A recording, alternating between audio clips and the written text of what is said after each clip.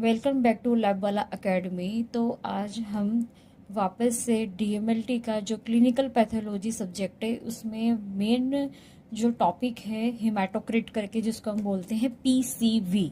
तो mostly PCV exam में पूछ लिया जाता है 5 या 10 नंबर में।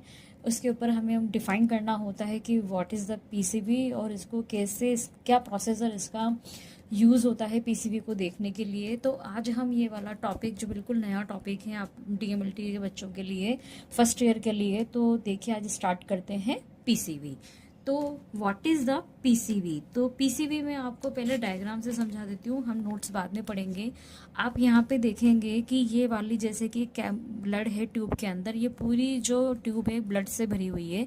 यहाँ पे एक मैंने जब इसको सेंट्रीफ्यूगेशन किया, जब एंटीकोगुलेंट मैंने ब्लड लिया और उसको जब मैंने सेंट्रीफ्यूज किया, तो आप देखिए मुझे 3 कंडीशन यहाँ पे मिल रही है। पहला है कंडीशन जहाँ पे इक्वल मात्रा में प्लाज्मा है और इक्वल मात्रा में आरबीसी सेडिमेंट हुआ है, मतलब कि ना तो ज़्यादा आरबीसी और ना ही ज़्यादा प्लाज्मा है, बराबर बराबर भागों में है। लेकिन अगर प्लाज्मा ज़्यादा हो जाता है और अगर आपका आरबीसी कम हो जाता है तो वो ये कहलाता है कि आपका प्लाज्मा जो है हाई है और पीसीबी आपको कम मिला है, यानी कि पैक्ड वॉल्यूम जो है आरबीसी का वो कम है।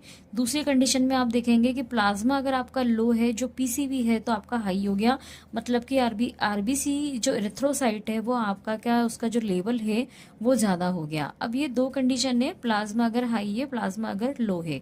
तो आई होप आपको समझ में आ गया होगा कि हम जो टॉपिक स्टार्ट करने वाले हैं पीसीबी, वो टोटल मिला के आरबीसी से रिलेटेड है। अगर आपको आरबीसी जो सेटल डाउन होती है, अगर वो ज़्यादा मात्रा में होती है तो वो हाई होती है और कम मात्रा में होती है तो वो लो होती है।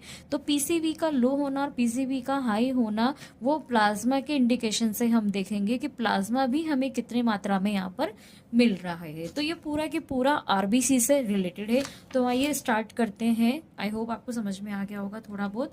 तो PCB is the amount of placed packed red blood cell following centrifugation expressed as a percentage of the total blood volume।